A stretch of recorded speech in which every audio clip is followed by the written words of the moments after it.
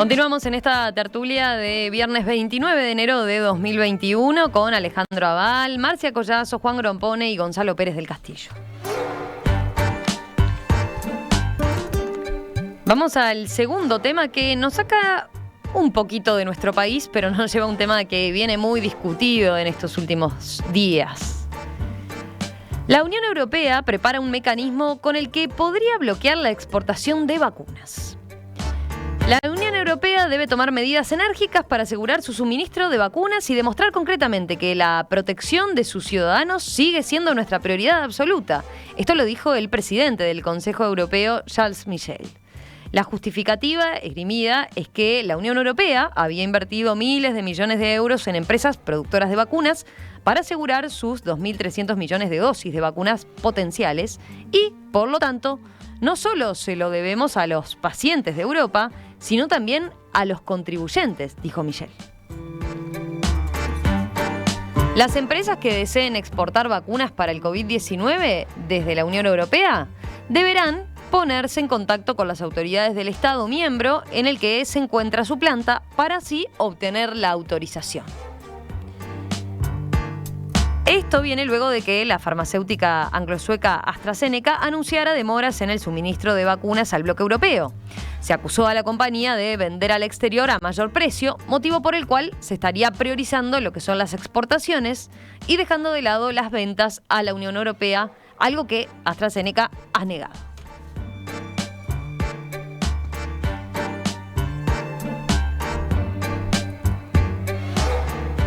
¿Quién está para arrancar con este tema? Yo después les cuento cuáles son las últimas novedades sobre este aspecto. Juan, dale. Bueno, creo que acá se juntan varias razones económicas. En primer lugar,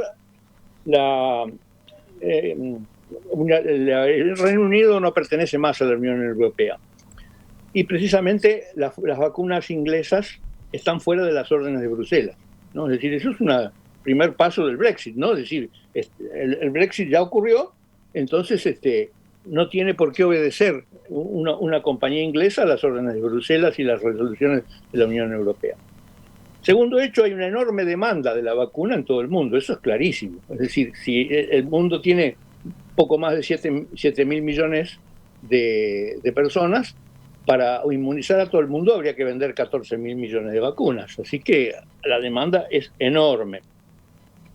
Es natural, de acuerdo con la ley de la oferta y la demanda, que si la demanda es enorme y supera la oferta, los precios suben, las condiciones cambian y los negocios mandan. Es decir, eso es claro.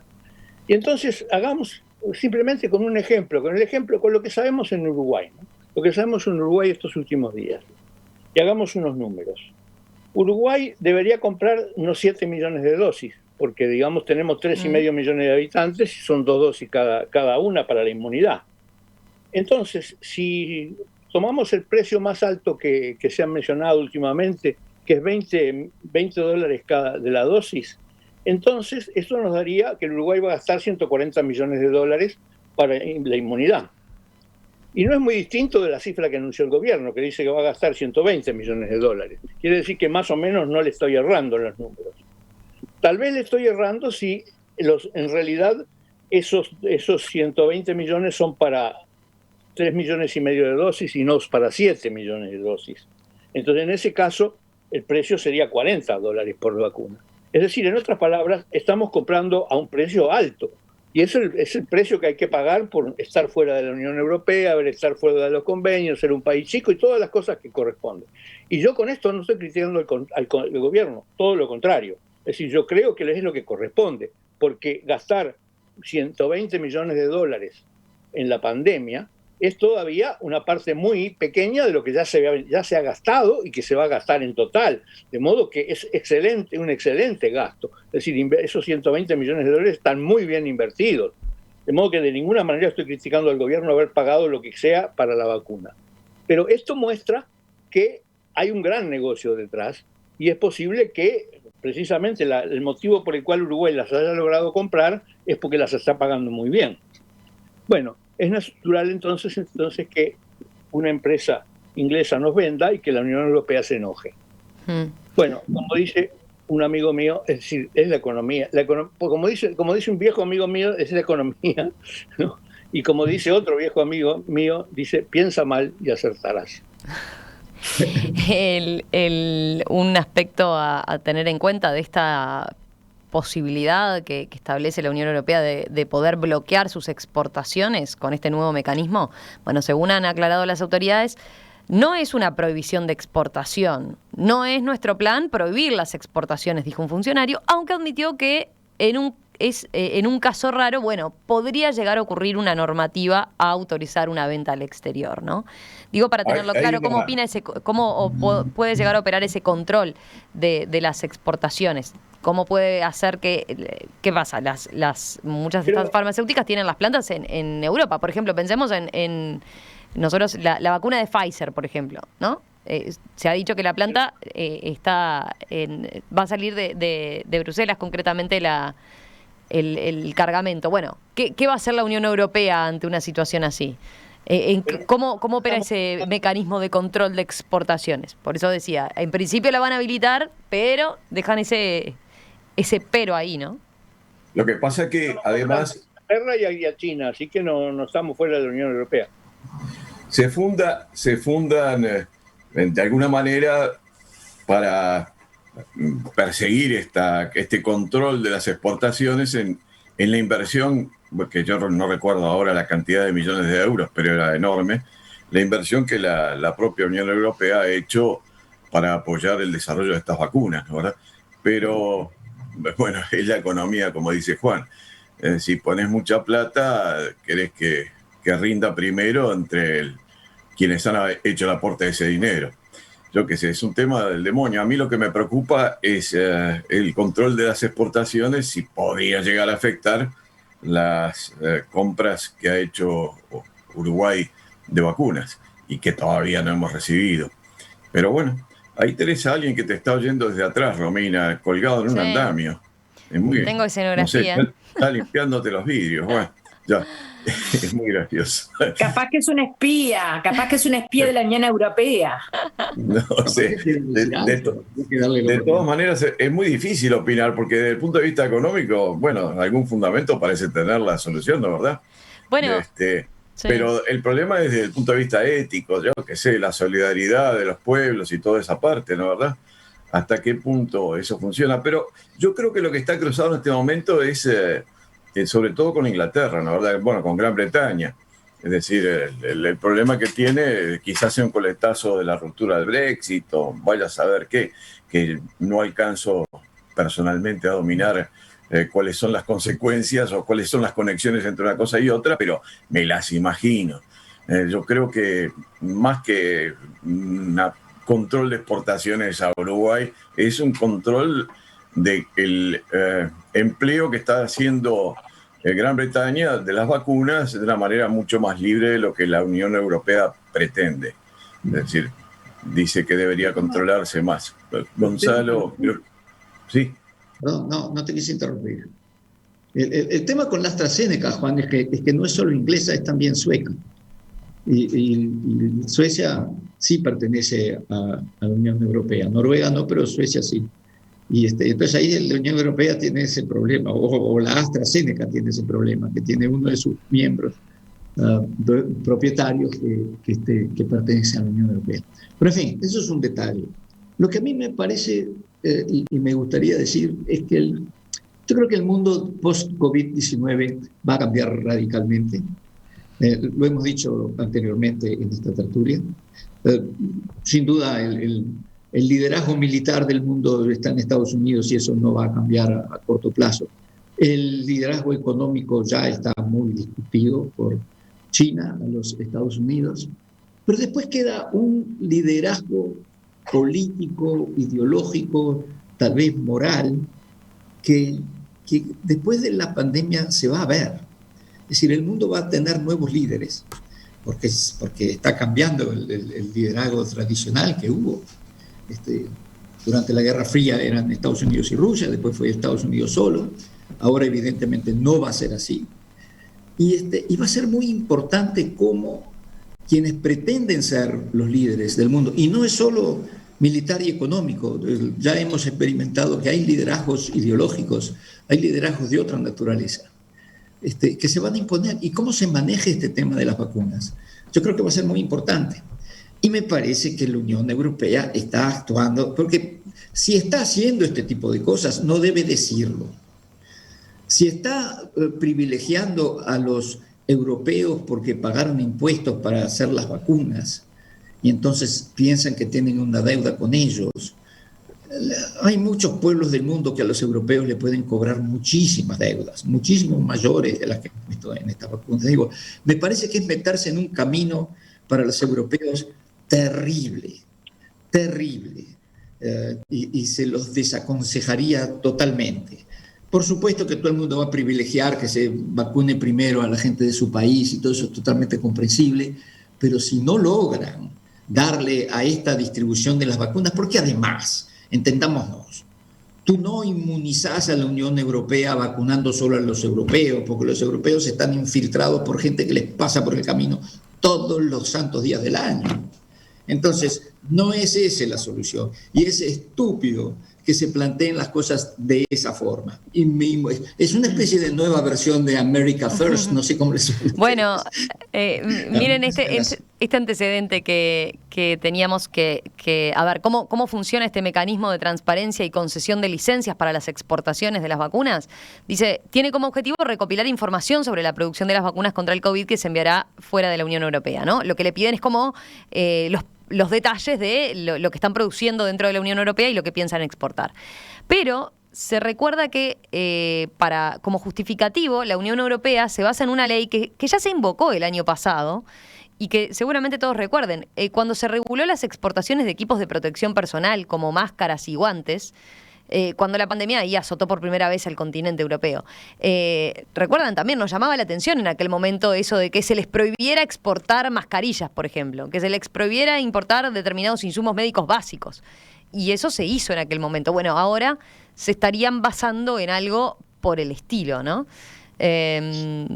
Los funcionarios dijeron que la iniciativa cumpliría con las reglas de la Organización Mundial del Comercio y que las exportaciones claramente definidas como humanitarias estarían exentas.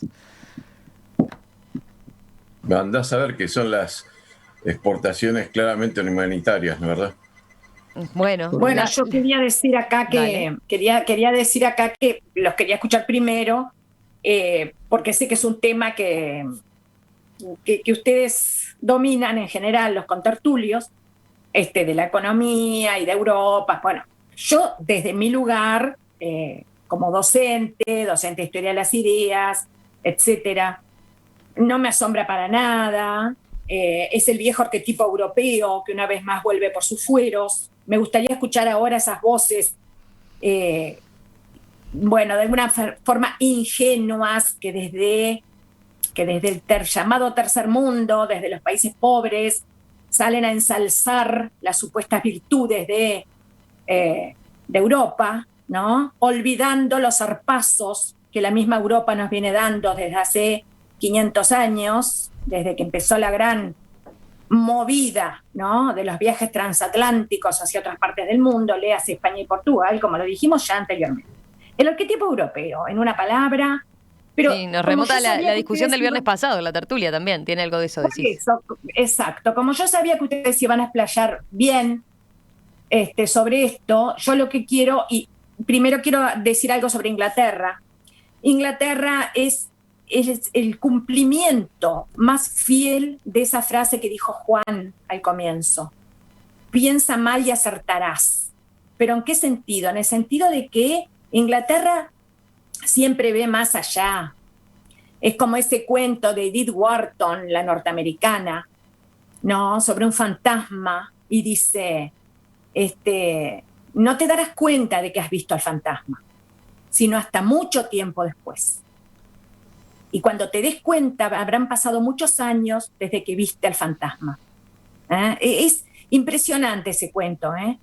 Y esto pasa con Inglaterra. Inglaterra ve el fantasma mucho antes que nosotros y toma sus medidas mucho antes que nosotros y mucho antes que la propia Europa. Cuidado, ¿eh? El Brexit, desde que... Yo les digo la verdad, cuando salió el Brexit, yo no alcanzaba a ver algunas de sus aristas pero estaba segura de una cosa, de que nos iba a sorprender Inglaterra, como efectivamente lo está haciendo. Pero quiero irme a Enrique Dussel. Enrique Dussel es el argentino radicado en México, gran filósofo latinoamericano. Pensemos que tenemos una gran filosofía latinoamericana, ese es otro tema que en algún momento estaría bueno tratar. Y ¿qué dice Enrique Dussel con respecto a estas actitudes, verdad, furiosamente proteccionistas de los europeos, que tienen dos lecturas básicas? Una podría ser la simple brutalidad del egoísmo, y otra podría ser el cálculo de que quieren ganar mucho más y por eso están tirando de las cuerdas y diciendo que van a retasear la exportación. Bueno, no importa, entre la brutalidad y el cálculo desgraciadamente se mueven. Y yo quería decir lo que dice Enrique Dussel en una obra que recomiendo, que se llama Europa, modernidad y eurocentrismo. Europa, modernidad y eurocentrismo. Y dice: la civilización moderna europea se autocomprende como superior, como más desarrollada. Al autocomprenderse como superior, obliga a quienes considera más primitivos, más rudos y más bárbaros a desarrollarse, entre comillas. Pero la dirección de ese desarrollo la asume Europa, en lo que Enrique Dussel llama la falacia desarrollista. La falacia desarrollista. ¿Qué incluye la falacia desarrollista? Incluye esto. Incluye mover los hilos de lo que supuestamente concede o deja de conceder a las regiones o países que entiende que son pobres, bárbaros, o por lo menos más bárbaros, menos desarrollados que la propia Europa. Mueve los hilos, siempre a favor de sus intereses. Y esta dominación, y con esto quiero cerrar mi intervención, dice Dussel, esta dominación produce víctimas, porque esa violencia es interpretada como un acto inevitable, con un sentido casi ritual de sacrificio. El héroe civilizador, que es el europeo, inviste a sus víctimas, que son los países pobres, del carácter de, víctimas de un holocausto ofrecido en aras de un sacrificio salvador. Sacrificio salvador que asume, por supuesto, la propia Europa.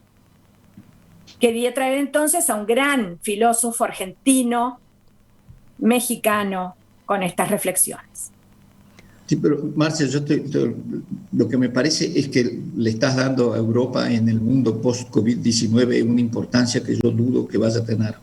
Ojalá. Yo creo que hay otras fuerzas más potentes, con mayor energía, con mayores ideas, con más apertura al mundo, que tienen una visión del mundo quizás no tan cínica como la que tú estás adjudicándole a Europa, pero sí más realista.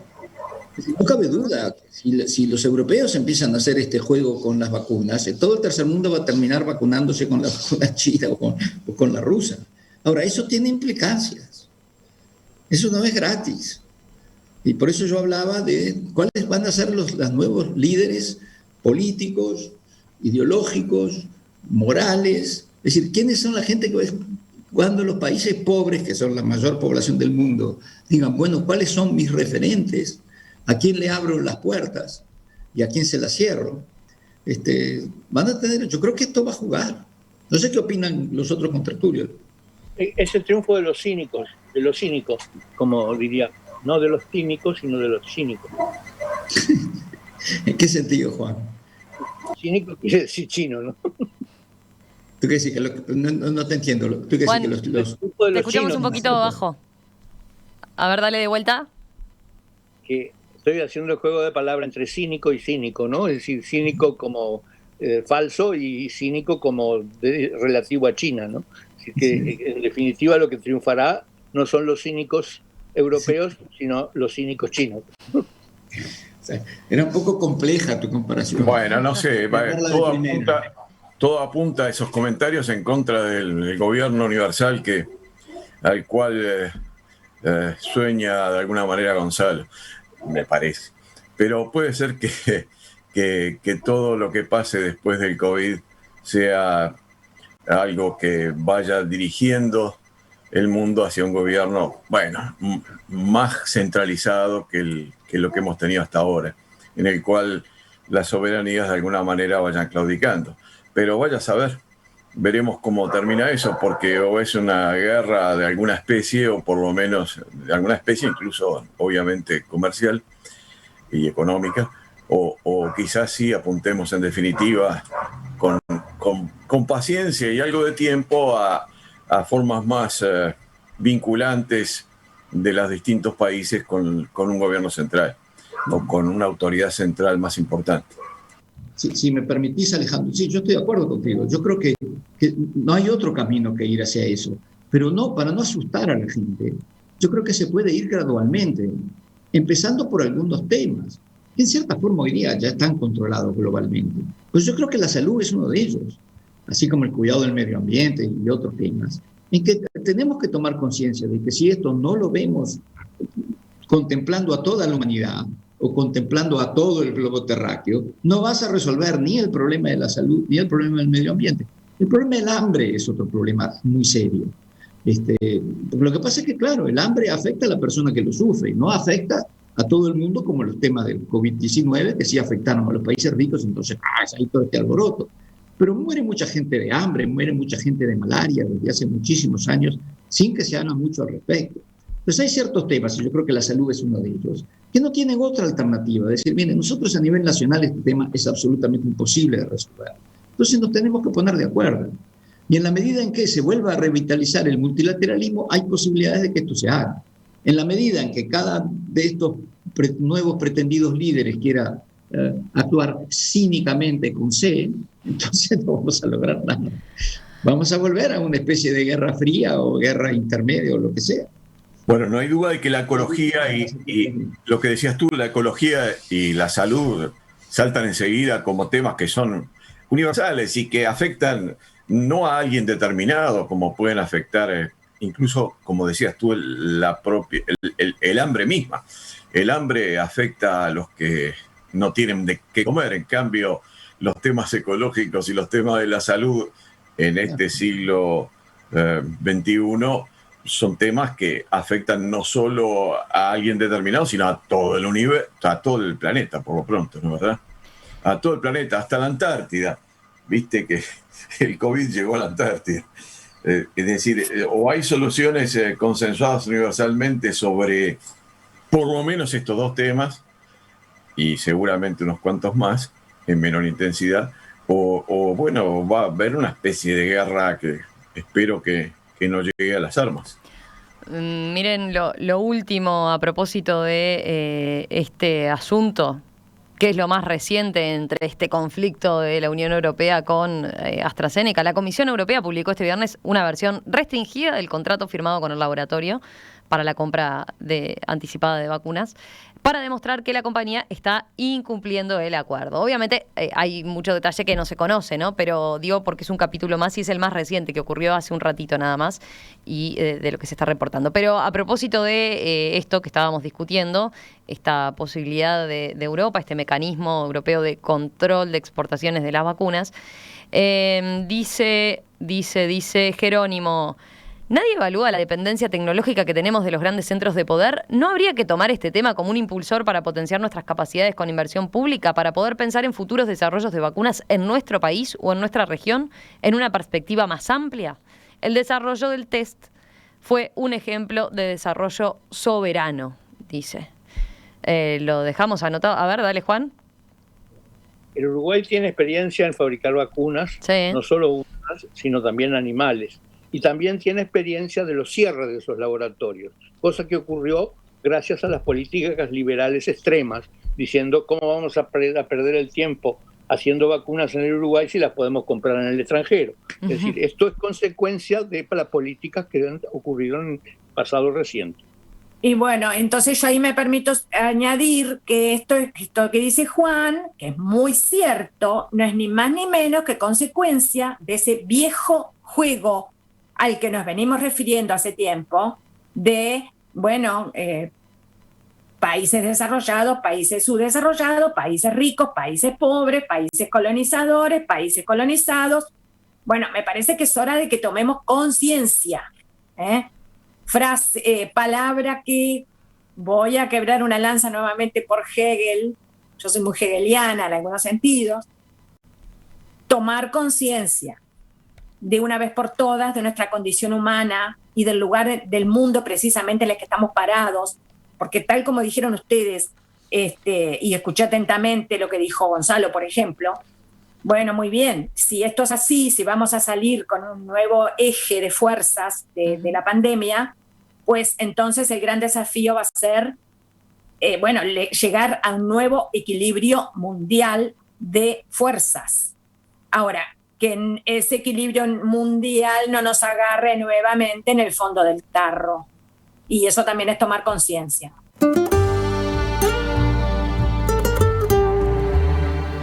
Gonzalo Pérez del Castillo, Juan Grompone, Marcia Collazo, Alejandro Aval, gracias, gracias por compartir esta tertulia. Nos reencontramos el viernes que viene, ¿les parece?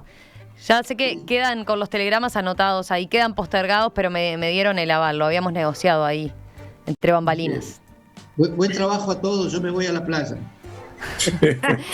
Yo también Hacé el videíto, hagan el videíto de las medusas a ver cómo las sacan, los quiero ver. Juan y yo nos vamos a dar una ducha en el baño. Que anden bien. Medicamento para las medusas. Medicamento para las medusas. Que pasen muy bien.